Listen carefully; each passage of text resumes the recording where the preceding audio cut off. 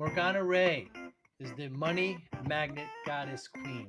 We have a great conversation. She's a life coach, but specifically, about money and how to treat it. She describes this process of creating a monster that relationship, actually treating it as a relationship, as a person, and how you shape that, and then doing something with that. I don't want to give everything away, and then creating kind of the hero, what she calls the honey money, where it's positive and it's a loving relationship with money. It's a fascinating approach, and she's gone through all these iterations. She's molded it, she's crafted it in a way. She has great retreats. She's got a book, of course. She does great coaching. Morgana Rae, really, really interesting subject on our relationship with money. It's all too often not discussed, and people don't know what to do. We're taught as children. I'll tease you with this. How often has your parents said to you, "We don't have money for that"? When you wanted something, we don't have money for that, and right away you're taught, "Wow, money is just something that's evil, that doesn't like me. I can't get what I want." And she really changes and frames that. Great conversation with Morgana Rae. I know you're gonna like it.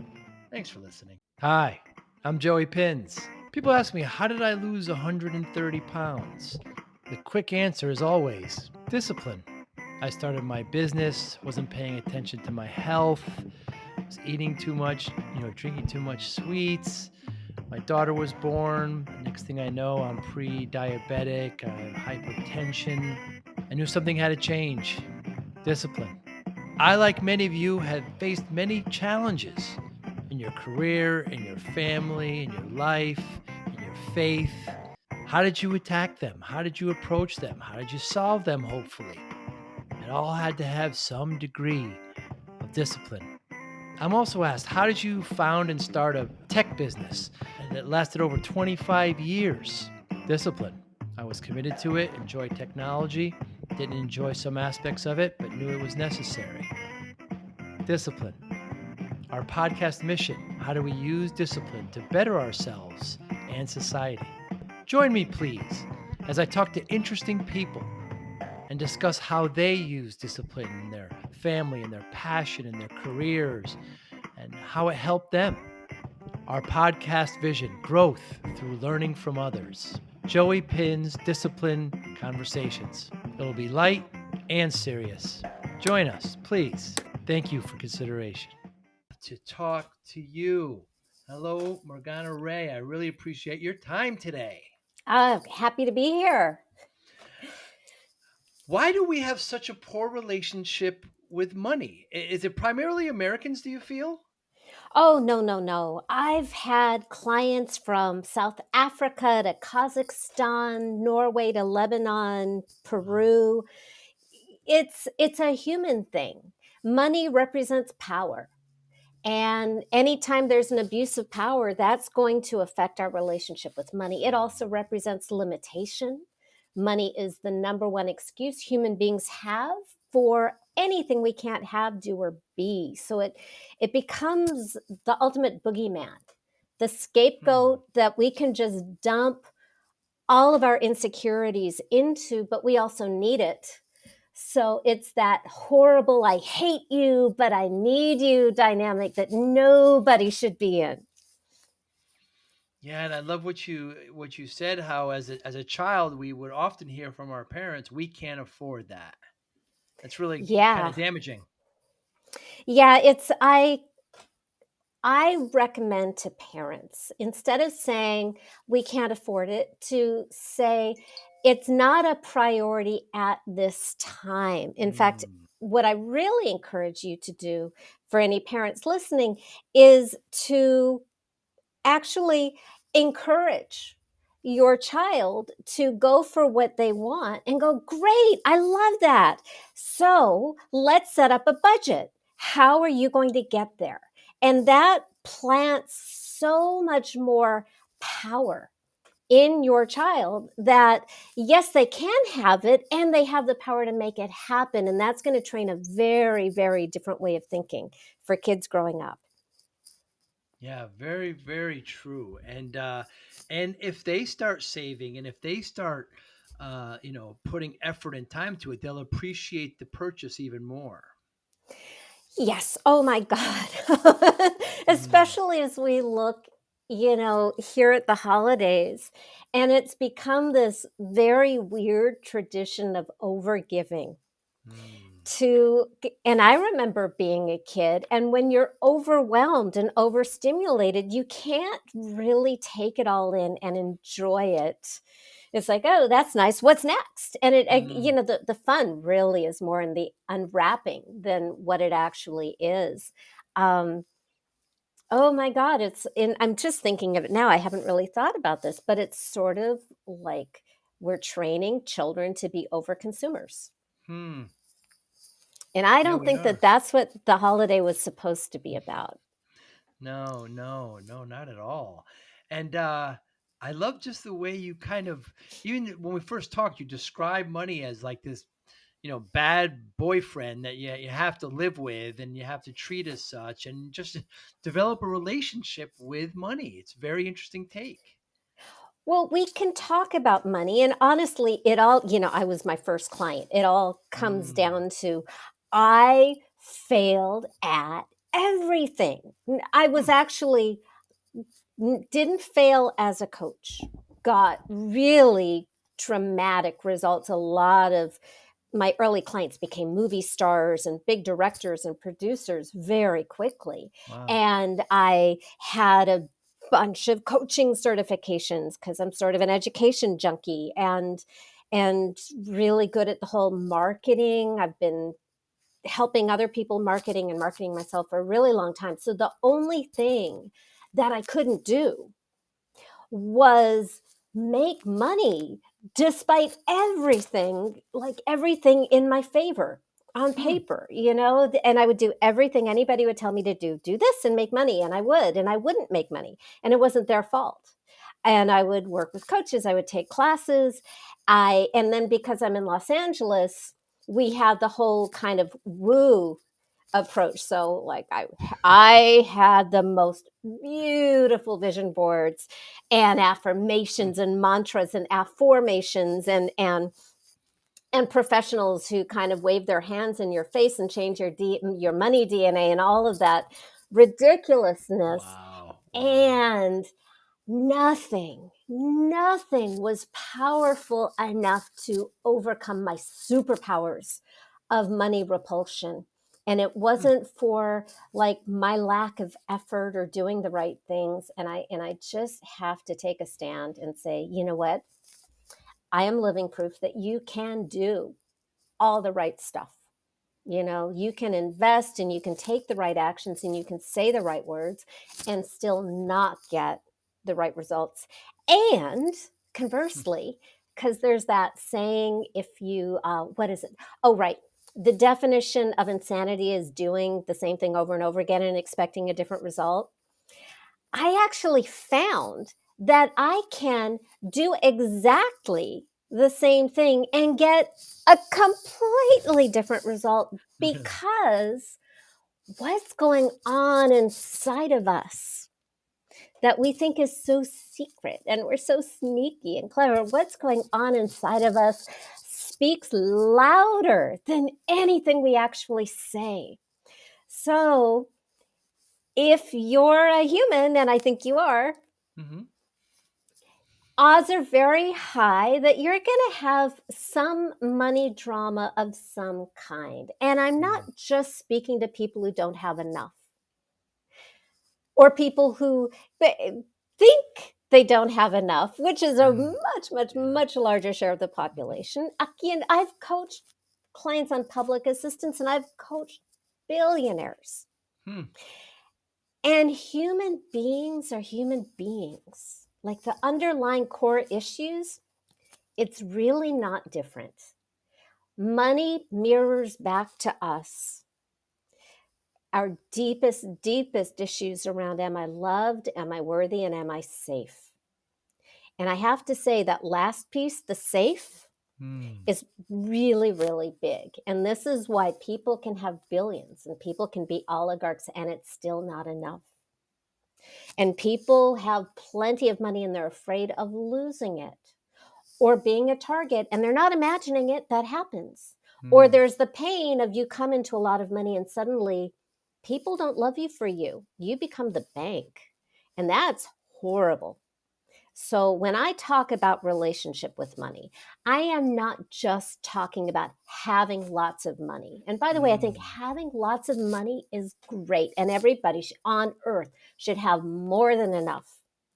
I'm not here for a barely scraping by subsistence level existence for the human race. Mm. That's miserable. I want everybody to have more than enough, especially not just our physical needs met, but more than enough love and safety and security and self love. And the ideal doorway into that, I find, is relationship with money, because money represents all those stickiest, messiest issues around our lovability, our sense of our own worth, and how other people see us as being worthwhile or not based on money. And safety.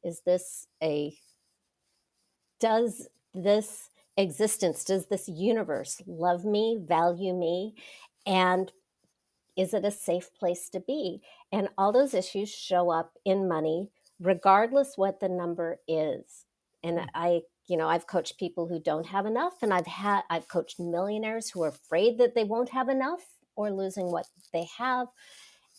And then the relationship stuff that goes on with it. And honestly, there's no shortage in the world of really miserably unhappy, Mm. numerically wealthy people, and that's not wealth. That's just a very high fancy level of poverty. And what I want for anybody listening, what I really really want for you, is I want you to have such a loving, fun, safe relationship with money that you get to have lots of money, but more importantly, that you get to have the freedom to focus all your attention on love, lifestyle, and legacy, because those are the things that make human beings happy. And when money gets in the way of any of those things, that's when money becomes the villain. Now, you were bringing up that I love to talk about money as like the bad boyfriend or the bad girlfriend or the bad non-binary friend. Pick your Mm. flavor. Yes. The reason I had to do that was, when it comes down to it, when I want to help somebody, the people are more real to me, more urgent, more immediate. I care more about people than I care about cash numbers. Money is actually an abstract concept. It's a matter of life and death. It's really, really important, but it doesn't have the same emotional pull, the same reality as a person. uh, Human beings, we are wired for relationship to people. We personify everything. We give cars and boats names. Our pets are people. Well, actually they are. That's a real thing. But we know how to relate to the world as if it's like us. And money is just this kind of cold abstract invention that sort I look at it as this collective, agreed upon, shared delusion that one purse is worth $5 and another purse is worth $5,000, but they're really just bags that do the same thing. Mm. So I find when we can make money itself a person, that makes the relationship real. Hmm. Joe, you and I could spend the next 30 hours talking about beliefs about money, negative beliefs about money, and then we can make up positive beliefs about money, and nothing's going to change, because Mm. that's just an intellectual exercise. And that doesn't speak to our deeper subconscious level, which is where all of our beliefs and attitudes and actions arise. So I know that A number of my peers love to talk about a millionaire mindset. And for anybody listening or watching, if that works for you, do whatever works for you. I'm not here to take anything away from anybody. In my experience with myself and coaching thousands of clients, I find it's more effective to go deeper. Like if I'm going to come up with a cute little catchphrase, I would say millionaire heart set, because the mind will always follow what the heart desires. Honestly, especially now that we're in the holidays, if mindset worked, nobody in America would ever have to go on a diet again. So if we have this unconscious, seemingly irrational dynamic that pushes money away, or even when we have it, we don't feel safe with it, that is way, way below the intellectual level. And we don't change that by changing your money story or going down a list of negative money beliefs and flipping them. Again, if it works for you, great for you. It didn't work for me. But what I find to be really dramatically effective, and back in the dark ages when I started doing this with people, people were like coming back to me hours later going, oh my God, Morgana, look, I just manifested hundreds of dollars, or I just got this new client. And then it became thousands, and then it became tens of thousands, then it became hundreds of thousands. And now I've got a bunch of clients who've made millions. And over the years, I'm going to just try to condense as much as I can of what I figured out that makes it work better and better and better. First of all, the bigger the feeling, the bigger the payoff, because the bigger the life change. The bigger the change inside of you and the stickier it becomes. So to change your relationship with money as if it's a person, what we want to start with, and this is really different from what a lot of other people teach. So for all of my law of attraction friends out there, take a deep and cleansing breath. We're going to take off your positive thinking hat temporarily. You get to have it back. But I like to think in terms of alchemy. And alchemy is the transmutation of leaden human experience into gold, into spiritual and material gold. So we're actually going to go really deep into those low vibrations, because it's like a slingshot. And going in the direction of what you don't want creates a lot of clarity about why you haven't been getting the results you want, no matter how hard and positive you've been thinking.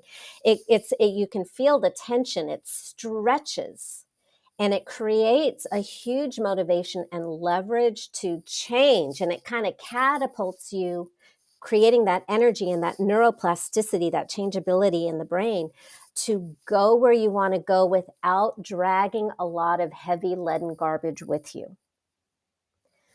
Where we are now is we have a lot of positive thoughts and feelings and a bunch of negative thoughts and feelings about just about everything. And that to me is like money mud. We want to separate the lead from the gold, because there's no magic in neutrality. It's just kind of stuck in the middle. So we want to create polarity. And the way I invite you to begin, and this is the first step of my financial alchemy process, is we go into what's wrong. So again, take off your positive thinking hat. It will not help you. The biggest tendency of clients in this moment is to minimize things. Well, I know everybody feels this way, or it isn't that bad. And that is a trap. Don't fall for it. And it's very human, because you worked so much on yourself and you've compartmentalized and you're healthy and you're functional. Cut it out. Where to look for the root cause of what is in the way. We're talking about money, but I'm going to put air quotes around money. This process also works on love and health and anything that if you're doing everything you're supposed to be doing and you aren't getting the results you should be getting, there's something deep down and very healthy and very much on your side that is protecting you from what you want. It's well-intentioned. It could kill you, but it means well, okay? You are your own best friend, even when you totally mess up. There's always a good intention. So we are changing the dialogue with your inner self by first going into that dark place. And the primary culprits are going to be anything in your life that pops up into your mind in this moment that made you feel unloved or unsafe or unworthy. Maybe there's something you did years ago that you're still kind of embarrassed and ashamed about. And it could be nothing but, ooh, ow. You know, it still has that, oh, I wish I hadn't done that, or, ooh, that isn't the person I wish I was, or other stuff that may not appear to have anything to do with money is the juiciest stuff. If you had an accident or an illness, that's like your monster was trying to kill you. Hmm. If you suffered abuse, if your parents were monstrous to some degree, your first relationship with money is your parents because they were the ones who told you that you're loved and worthy and safe or not. But you can also look to friends, teachers, business partners, employers, love partners over your lifetime, and anything that made you feel unloved, unsafe, or unworthy is important here. And what you want to do is just follow the energy.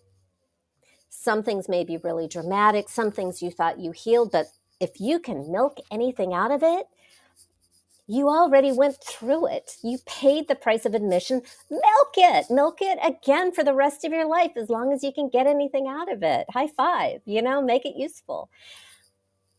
And I know I'm getting really light with my tone, but when you set aside time to do this for yourself, and sometimes it's safer to do it with a very safe, non-judgmental witness who will not interfere or say anything that can get you off track.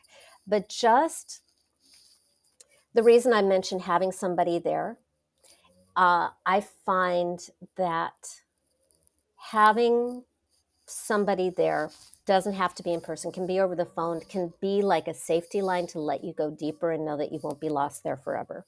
So I want you to just go into those feelings, and it's almost like you're being an attorney in the court of life, making a case for everything that's wrong. Prosecuting existence. This is why my life sucks. It's easier if you're already in a raw place. So anybody who is listening, who is feeling fear, anxiety, grief, or loss, congratulations. You have an advantage because you're already in the first step, and you don't have to dig, or you don't have to dig much. We just want to have that feeling. And then step number 2 is where things get really weird. And Joe, you're already hinting at it. It's where we make it a person. So look at all this crappy stuff that happened in your life, and add to that maybe some things that happen in the world that are really awful too, especially if you have ancestral stuff, slavery, genocide, whatever. Society's ills. Yeah, throw that in. Everything that you don't want in your life experience. If you have any charge about it, animal abuse, pollution, whatever your thing is, you can throw that in there too. And then we're going to blame it. We are going to, so like all of my personal development, personal responsibility, people are probably screaming inside right around now, but it'll make sense. Just go with me. You're going to blame all of this on an imaginary person. Because when we give it personhood, then we can actually see our relationship with life. And this is our relationship with all the stuff that we struggle with in life.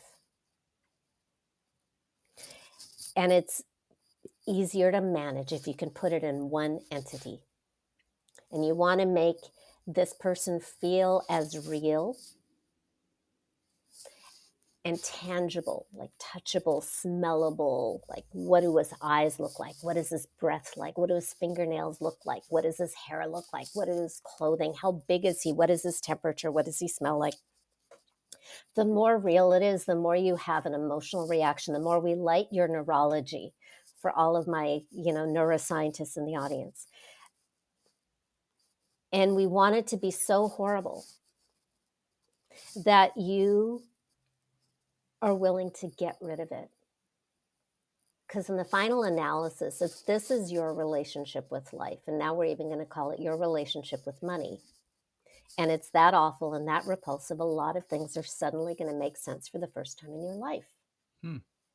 Of course, you'd want to protect yourself from anything that makes you feel unloved, unworthy, unsafe, anything that represents abuse of power. Of course, you want to protect yourself from that. Of course, you can only allow yourself to have this much, a manageable amount in your life. And by the way, you can also use this for love, but I'll get to that later if I remember. Change happens at the speed of safety. If change isn't happening, it isn't safe. And this is the reason why this guy. So then that's step 2 is you personify the root cause into this monstrous person, your money monster. It cannot be your parents. And it cannot be you. I assumed that it had to be fictional, but you're saying it could be somebody?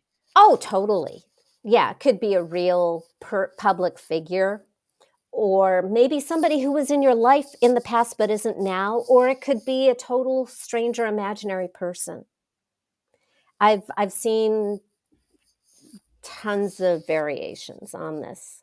The one thing that does happen sometimes that I would warn you against is don't let it get too cartoonish.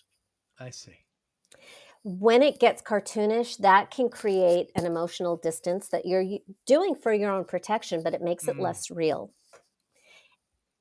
And the results are not as satisfactory on the other end of the process. No Bugs Bunny. Even I think I had a client many years ago, and it was sort of like a stormtrooper, but it didn't feel real. And whenever that shows up, I dial it back and we go deeper into the feeling and we get a realer person, because again, we're talking about a relationship that feels real. If you want a real change, it'll have more emotional impact. And then step number 3 is this thing is so bad. And when you look at its impact on your life and how it has made you feel about yourself over the course of your life and all the limitations and heartbreaks and disappointments, the natural outcome of this relationship, if it continues as it is honestly your death. Very slow, miserable demise. And probably takes out the people that you love, especially if you have kids. You don't want to pass this pattern on to your kids. So you come to a choice. Only one of you gets to survive. The correct answer is you, in case anybody was wondering. It's like Highlander. There can only be one. Yeah. So do you murder this person? Yes. I didn't know this when I was beginning, because when I had my own accidental transformation and I made this decision that I needed, when I saw who my money was, when I was in a really, really dark place 20 years ago, like, get me off the planet, I give up, I've done everything right, and none of it's working, and I just don't even want to play anymore. I had a coach. It's ridiculous. I couldn't pay the rent, but I had a coach. And he asked me this weird question that changed my life. He simply, and who knows where this question came from, but he just said to me, Morgana, if your money was a person, who would your money be? And I saw instantly this big, scary, dirty, violent, brutish biker dude. Nothing wrong with bikers, but this Right. one was all bad, and he terrified me, and I could feel myself cringing, and I could imagine instantly that I was at a live event with my eye like on him all the time to create maximum distance. And that was my aha moment. Oh my God, that's what I was doing with money Hmm. all the time, that I was sending out newsletters and going to those god awful networking meetings and having, client interviews and saying all the right words and having them say yes, but not show up and not pay 7 times in a row. It was like that seventh time was the moment I lost my will to live. I just Wow. gave up all hope. And didn't matter how many testimonials I had or end results or beautiful website or any logo, it didn't matter because this guy was scary and bad. And I hadn't imagined, it was in my imagination, but he was based on real stuff. Hmm. And he felt real. And I knew that there was no way that I could have money in my life if it was that guy. And I knew I had to get rid of him. Now, I was kind of, once I saw the guy, then I was sort of coasting on my own. I was like, oh, this is not going to work. I have to get rid of him. So I just sort of made the decision, be gone, break up, and had a new problem because I lived in Los Angeles and I had just broken up with money. And that's not going to work for 20 Whoa. seconds. So I knew that I needed a relationship with money and it had to be really different. And I didn't actually even want a relationship with money because if you have ever been in an abusive, soul crushing, heartbreaking, traumatic relationship, the last thing you want to do is get into another relationship. Mm. But I knew I had to. So I asked myself, who could I want in my life so much that I'd be willing to have this person in my life, even if it's money? And because my experience of the first money person, the monster, the biker, was so real and so dramatic and had such a strong feeling, and I could feel this like weird vacuum. Ooh, there's an emptiness that I've never felt before in my life. Hmm. I never knew that this biker dude was there all the time until he was gone. And I didn't want him to come back. So I knew I needed a new relationship to fill that spot before he came back or some rando monster walking down the street, fill that spot. So when I asked myself that question, who could I want so much? I instantly saw the new guy. In my case, a guy, because I like guys. Ask my husband. I see. He's a guy. So, Yes, I've seen. so The wedding dresses is wonderful. Sorry. as soon as I asked that question, I saw this new person. Safe, handsome, romantic, Hmm. loved me. And it felt like he had been there for the longest time, Hmm. waiting for me to see him, waiting for me to make room and get rid of the monster. I had been breaking his heart for years. That was a very strange awareness that that money wanted to be with me and even wanted to woo me was the strangest thought I had ever had in my life. And that I could break his heart was also really surprising. I had this huge sense of my own power. So, listeners who are really into personal responsibility, here's where we give it back to you. Hmm. You have the body, so you have the power in the relationship. Money is not the monster who is the gatekeeper and decides what you can have in your life. And the flip side of that is money is not this fairy or Santa, because that's another version of a monster who has all the power. So Hmm. instead, he's this beautiful person who loves you and sees who you really are, like the best of you, and the most powerful and the most creative and even the most magical part of you that makes things happen. And you get to see yourself through the eyes of love. So this is a way to kind of sidestep all, a lifetime of neuroses and just see who you really are without all those labels and all those neuroses. But because I could feel that he wanted to be with me and I'd been breaking his heart, and I realized I didn't have a clue how to let him be with me. So I asked, which, by the way, is like the great benefit of making money a person, is you can ask. So I just said to him, what do you need from me so you can stay with me? Which is a very different question than what do you need from me so you can love me? And we'll circle back to that. But very quickly, this new relationship, the number one rule of this money honey is this person loves you and chooses you over everybody in the world because it's your relationship, and it's the opposite of the last one. So I asked him, what do you need from me so you can stay with me? And he said, this first time that we had a conversation, because we've been having conversations for a couple decades now, he said, I need you to love me and stop treating me like a monster. And he said that with such sweetness and vulnerability. And it's like, oh, I know there's that Reddit thing. Am I the hole? And because I don't know if I can say those words on your show. Sure. Okay. Yeah, there's that whole Reddit thing. Am I the asshole? And, Right. in retrospect, yeah, I totally was the Yeah. asshole in that Yeah. relationship. I'd been Right. pushing him away, and he was, really worthy of love and trust. So I made an agreement that and this is really important.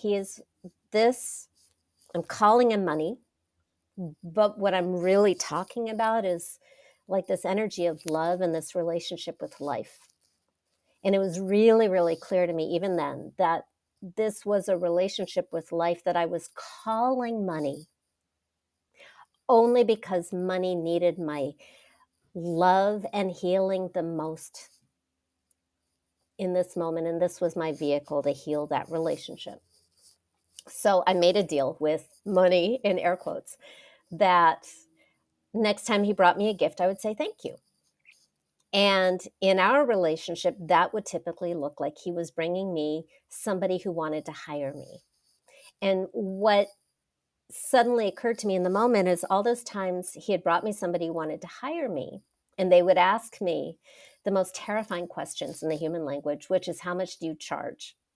And which, by the way, is what somebody says when they want to give you money and they want to hire you. That's right. But in that old relationship, I had so much shame and fear and misgiving and conflict over money that all sorts of shame at the idea of taking money. I'm really, please, I hope I am the worst case. I hope that I'm just like, just so much worse than anybody listening in my before picture when I began. But like, I would get so uncomfortable, and I would, hem and haw and give all these justifications and dance around it or offer a sample session, like insanity. So I made a deal that next time he brought me somebody who wanted to hire me, I would say thank you. And my way of saying thank you, it was like an energetic thank you, appreciation, not treating like this gift like, ew, it's the wrong color, like green sweater. Oh, and I like green, but so I would say thank you, and I would say what I charge with the energy of like, isn't he beautiful? And 4 people hired me the next day for double what I had ever charged before, and I have made millions of dollars since. Wow. I am a millionaire, and I'm not talking just the house. I'm talking like cash.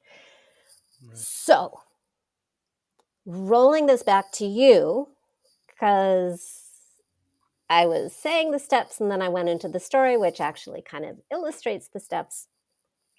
Step number 1, you uncover the root cause. Get yourself into an emotional state worthy of changing. Because not Does that have only, to be rock bottom? no. And here's what I mean by doesn't have to be rock bottom. I was coaching a woman years ago who had been a fan and just using my self-study products and recordings and stuff. It had some really big breakthroughs. And then one day she wanted to hire me to go even deeper. And I was coaching her and she started to dissociate. And when you dissociate, you cut off the feelings because it's too intense and too dangerous. It was going too far into the trauma. And I needed to dial it back. So when you do it, you do not have to re-traumatize yourself. Don't go so far that you dissociate, but you want to have a really strong feeling and you also want to be safe. So dig up as much as you can. That said, typically in my experience, the number one reason it doesn't work for somebody or they don't have the results that they want to at the degree that they want to is they didn't go deep enough. So you want to go as deep as you can tolerate to have a really strong motivation to this shall not persist. I feel I'm suddenly getting, this like Monty Python image, thou shalt not pass. And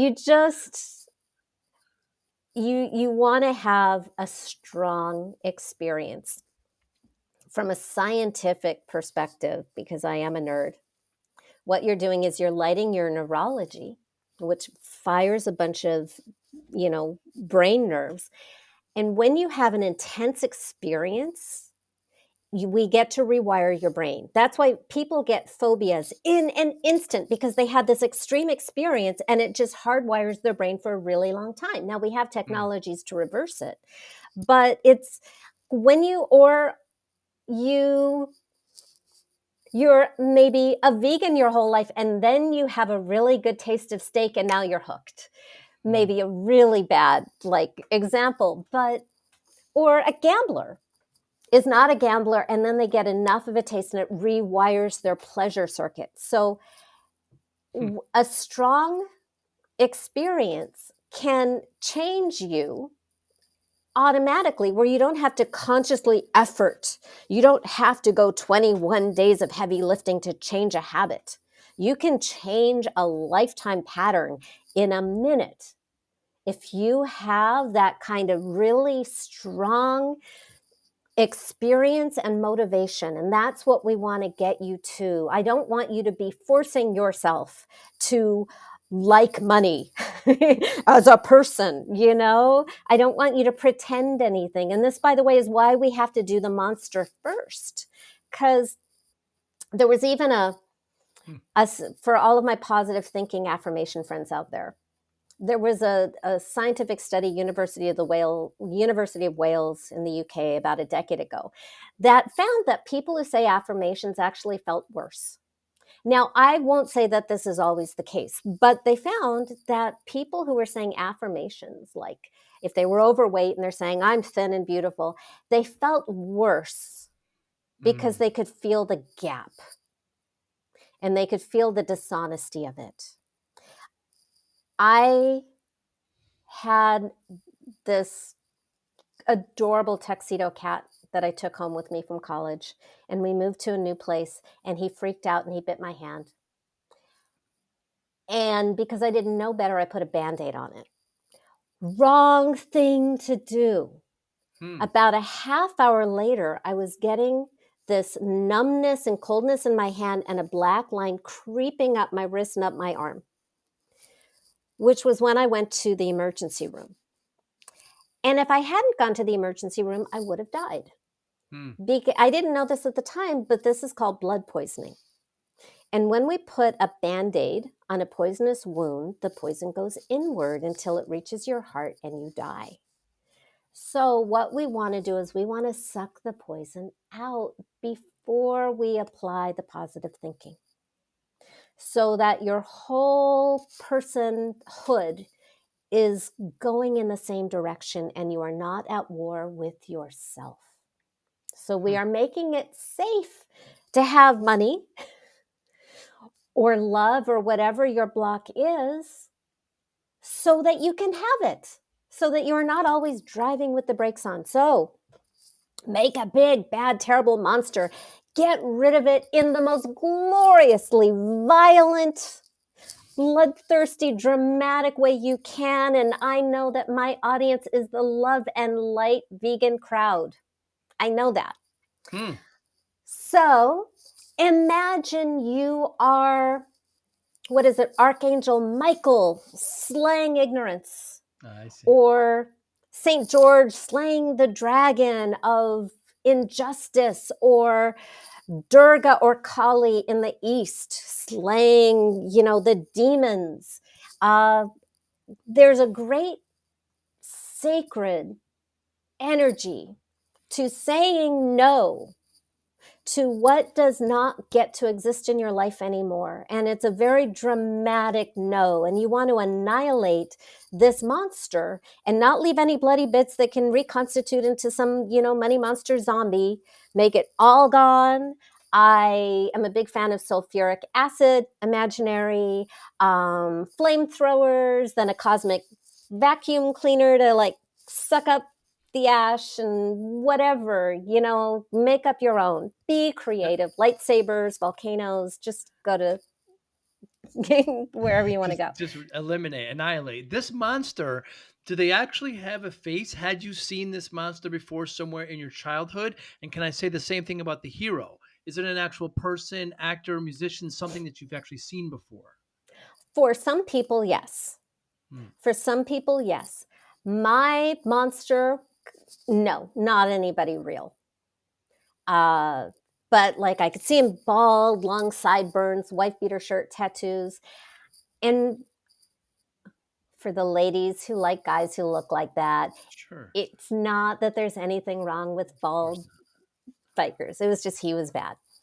Um, for the honey, very, very often it's, like a movie star or not. not.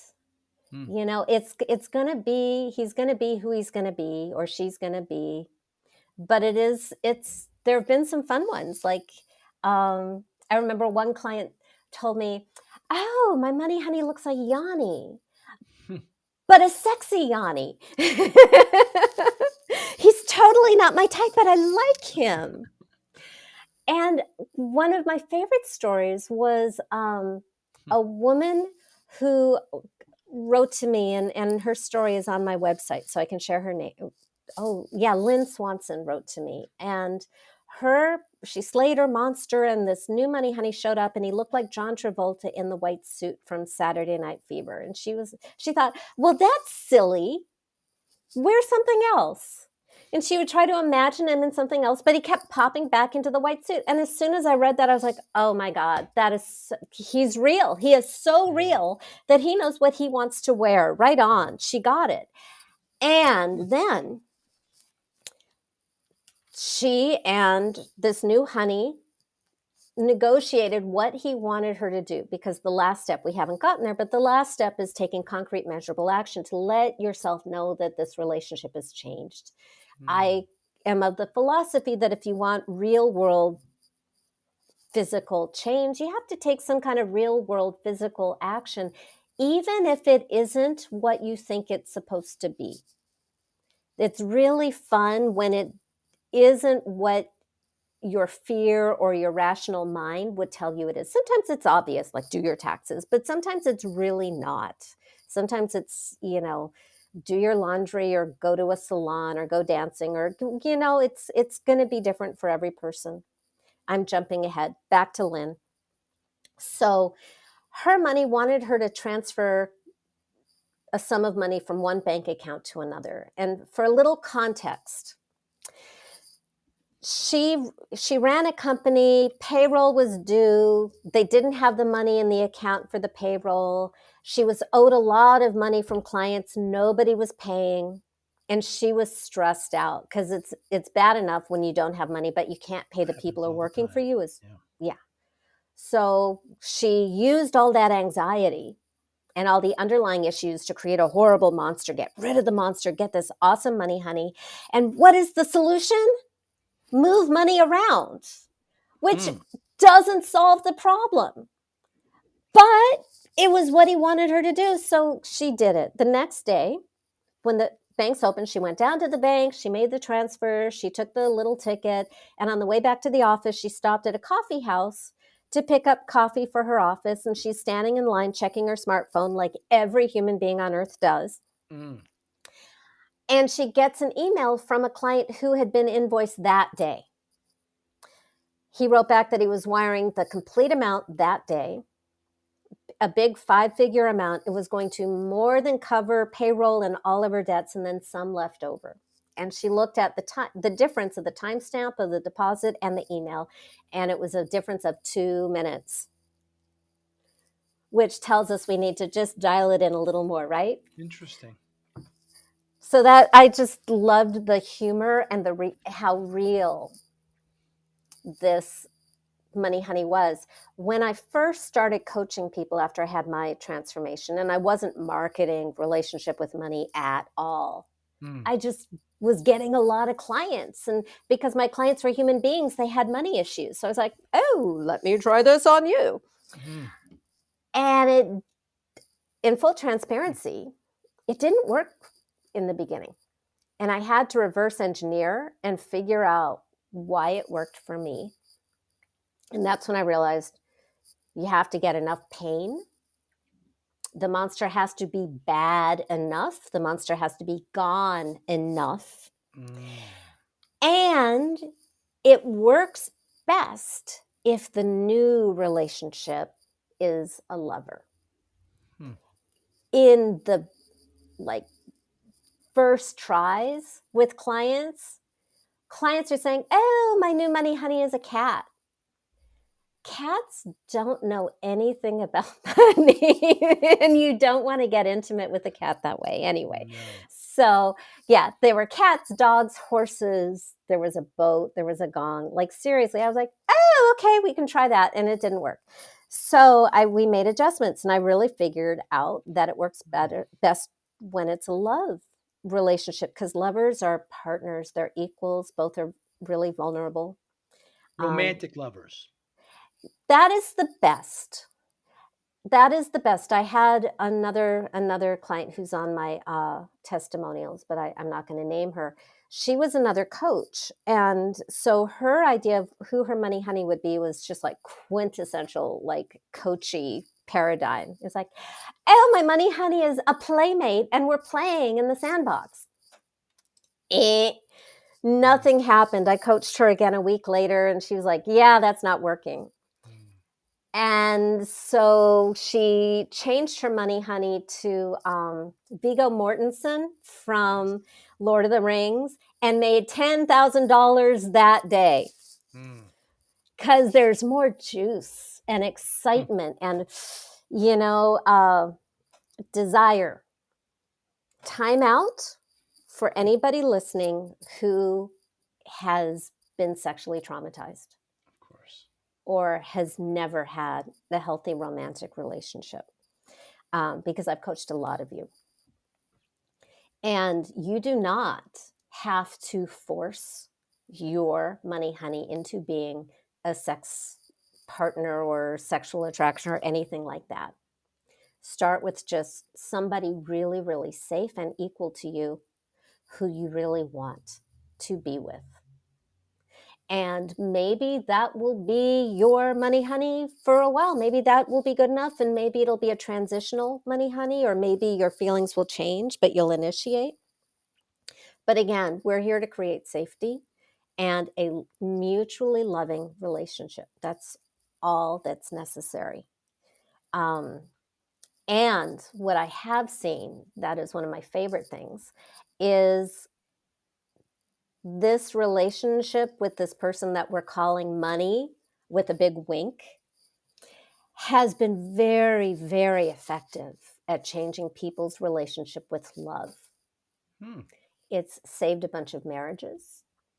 I've had a lot of clients attract their first healthy, wonderful, romantic relationship. I've had a lot of clients in their 50s and 60s get married for the first time and have really, really good, awesome, rocking marriages. And then I've also had a client in her 20s who like was looking for love in all the wrong places, and now she's in a great relationship and a mom, and and it's wasn't well, in full disclosure, yeah, she was looking for a boyfriend and fell in love with a woman, and they're very, very happy together. So, How nice. and they have a daughter who they named after one of the goddess archetypes from my money goddess retreat. Hmm. So, yeah, really Full happy with that. circle.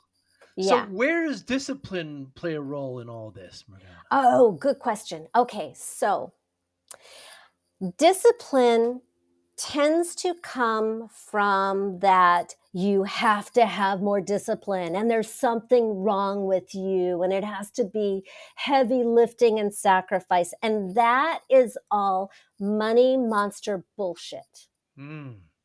So, where the discipline comes in, because there's also this piece of making this decision and cutting off, is when you choose to cut off the monster and everything that you don't want in your life. That's the first half. Now you have a new relationship. And I would say that you now become a disciple of love. Yeah, we're calling this relationship money. You don't have to, but I do because I find it very useful for my relationship with money. And, but now, when you are spinning around in your head with questions about, do I go into business with this person? What do I charge? Do I go on a date with her? Do I buy this house? Do I clean my room? What do I do?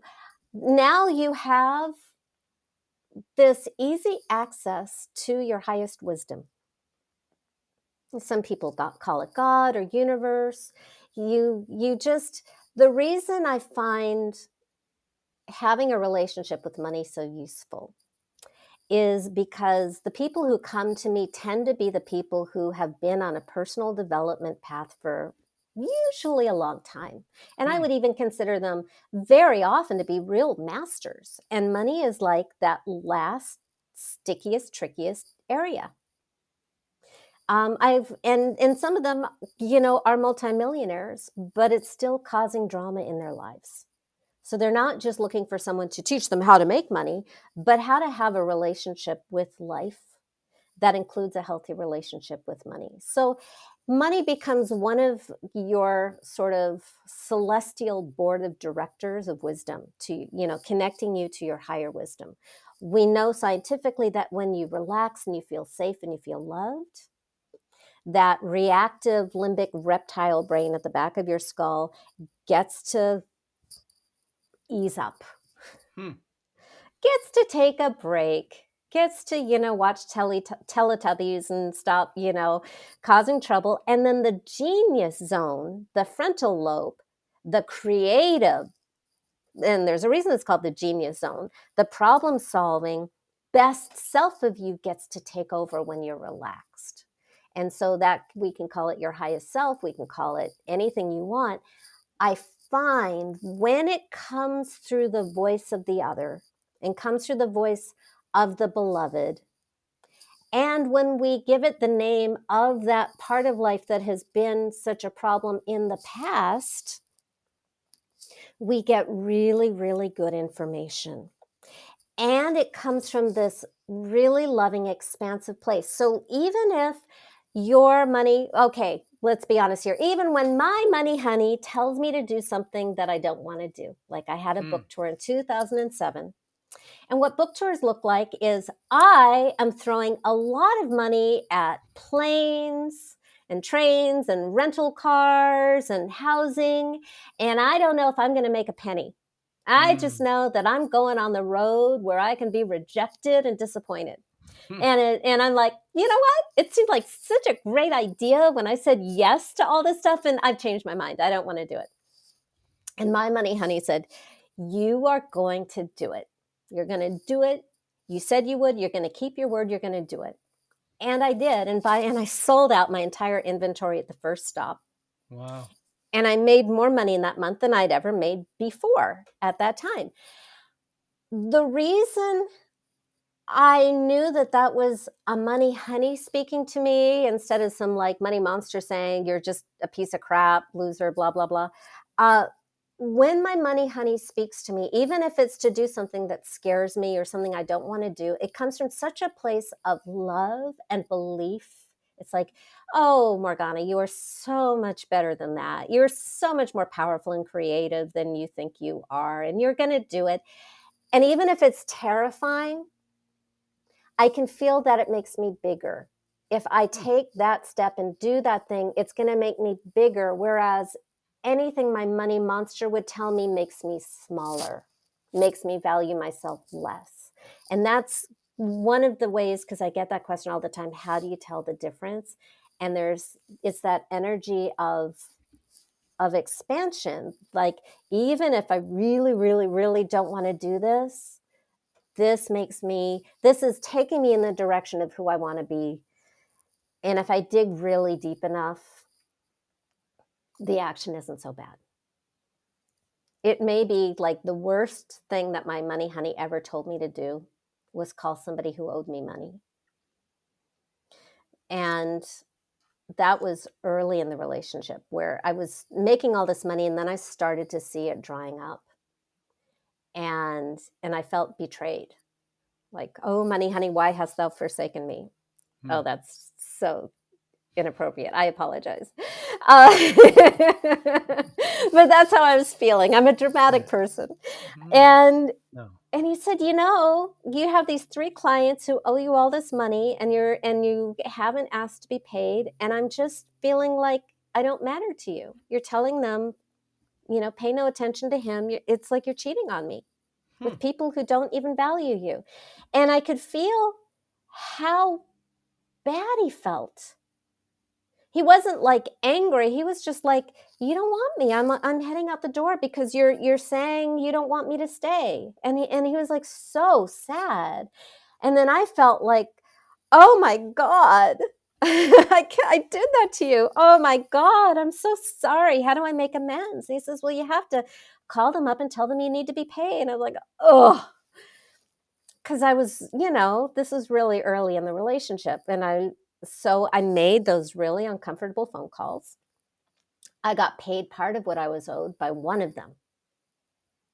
And I had to just fire the other 2 clients. And my income quadrupled that month from Hmm. other sources. Just because I was sending a message to my money honey that, you're a sweet, lovable person who wants to be with me and I value you. And I'm not going to cheat on you. So, So bring it which back means to like discipline. discipline. Well, as I understand discipline from looking it up in a dictionary, being a disciple is being a student. Right. So, having this new relationship is being a student of love. Hmm. It's being a student of self love. It's being a student of value. It's being a student of what are your values. Because one of the immediate ways you repel money is by betraying your values, being out of integrity, and not valuing yourself. I believe the universe gets our attention primarily through 3 teachers, 3 spiritual teachers: money, love, and health. And we'll probably get hit with all 3 of them at some point in our lives, hopefully one at a time, but you never know. If money, I don't think everybody gets all of them, but if money is your teacher like it was mine, the great thing about money being your teacher is it gets your attention immediately and dramatically like nothing else. Hmm. unless you're on the side of the road bleeding, with that kind of urgent medical emergency, you can go a really, really, really long time with your high cholesterol and your bone spur and your sciatica or whatever it is, right? But if you're out of money, you have to do something now. So there's a way in which it is the kindest teacher for your evolution is going to happen right now. And what do you need to evolve? Your self-love, your self-worth, and your relationship with life and existence. And how are you here to serve? So, and it's not, for I believe the doing stuff. Yeah, take the classes on business. Abso-freaking-lutely. But they're not going to work as well without this inner spiritual journey. So, traditionally a disciple is the student of a guru, the student of a spiritual teacher. So I believe we are students of life. And we are students of love.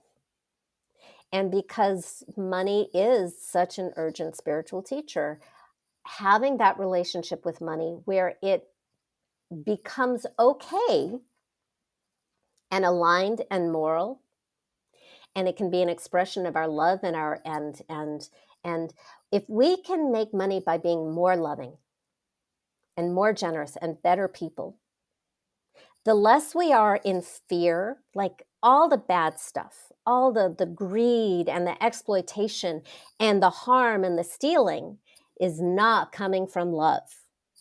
It's not coming from self-love. It's not coming from love of anything. It's all coming from fear and this notion that the universe is a bad place to be. But when we develop a relationship with life and money and ourselves, and we learn to trust life and we learn to trust ourselves more than anything, that's when we get to be the good guys. That's when we are free to be more generous. And when money is our partner who shares our values, like if you want to save the world and money wants to save the world with you, then you don't need to defend yourself or cut yourself off from money. Your money is your partner. And you get to see your truest, best self through those eyes. And that's where the discipline comes in. Because one of the things that comes up a lot, step 4, meet your money honey. Step 5 is you have a conversation with your money honey. Step 6 is you take concrete, measurable action. So the first question I really frequently have people ask is, what do you need from me so you can stay with me? Because the question worked for me. And the answer that comes back is really usually kind of cryptic, kind of like Yoda. And I'm not even going to try to make that voice, but it'll be something like love yourself or trust me, or the worst thing you could ever possibly say to a woman, relax. Ooh. So, right? Guys, don't do it. Don't. Never. Never. Yeah. So all of these directions are brilliant aspirational things. But there's nobody that I've met or heard of who successfully loves themselves every moment of every day for the rest of their lives. We have moments of, oh my God, we have changing feelings, and we're supposed to. That's part of the life experience. So having that final action, that concrete, measurable action that I could call you next week on Tuesday and you could tell me that you did it, gives you an opportunity to have an actual win. So both are going on. There's what money tells you he or she needs, but then there's also what you can do right now on the path to it. So we want you to have both. So in terms of being a disciple of wisdom, of your highest self, of your path, you get to come back to these conversations over and over again. as your litmus test. And there is a very human tendency to get complacent, especially when you start making a lot of money and things are going really well for a long time. So, if some drama comes up, I like to look at it as you're not a failure and your money honey's not a failure, but maybe the universe and your money honey want to get your attention because there's a new wisdom drop coming. And there's your next level of growth, wisdom, evolution, empowerment for your highest good. And now that you know how to do the process, I invite you to create a new monster and go deeper, because on the other end of every time you do the process, the money honey becomes a little deeper, a little richer, a little realer. Because as you grow, so does your money honey. And sometimes that is a nice way to reconnect on a different level. And the new money honey may be the same one and it may look different. They both work. Fascinating. What a wonderful approach. And I really love all the content on your site. I did take your quiz. I enjoyed it very much. And it wasn't just kind of cursory. It made me kind of think about certain things. I loved it. And I got great response back and some great feedback. I encourage others to do it. Morgana Rae, such a pleasure for your time today. You gave us so much to think about. My goodness. I feel like we just kind of scratched the surface here. How can we get in touch with you and your social media and your website? Please let us know. Well, the easiest place to find me is at morganarae.com. So it's just my name is one word, add a .com to it. That's sort of the mothership. I have a curated, really quick and easy 4-part video series, 1 video a day. I've got my Money Love quiz there. I also have it at doesmoneyloveyou.com, because we're all on different parts of the journey. And depending on where you are, I have different resources to send your way to get you started to go deeper. Because, yeah, this is sort of the Cliff Notes. I try to stick in every, sort of hack that occurs to me in the moment. I'm obviously not scripted here. But the website has hundreds of videos and articles for any, I hope any question you have. Although what I love about coaching is the discovery that human beings are infinitely resourceful at coming up with new obstacles that never occurred to me before. And that just deepens the process. So yeah, go to morganarae.com to find free resources, self-study stuff, look into coaching with me or going on a retreat with me. There's social media, but I really think the best value is on the website there, because it's pretty targeted to this topic primarily.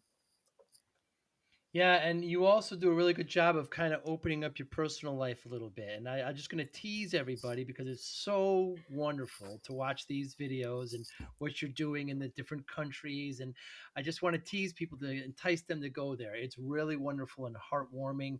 I love your spirit. I love your message. And thank you so much for your time today. Thank you, Joe.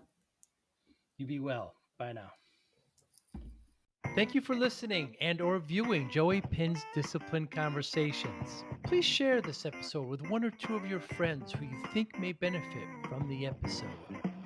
Our website, www.joeypinz.com.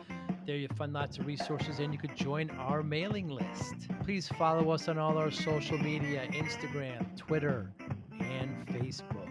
Podcast information, the video version of our podcast is on YouTube. Please subscribe. Audio is on all major podcasting platforms. Please follow them. And if you like it, please consider giving 5-star rating. Would really appreciate that. Would you like to financially support the podcast? You can go to our Patreon site. Consider $5, $10, or $20 a month. There's all kind of plans that we have there. There's like a one-time payment. What is this podcast episode worth to you? $25, $50, $100, $500, $1,000, $5,000. You be the judge. You can go to our PayPal account to do that as well. Thank you again for listening or watching Joey Pinz Discipline Conversations.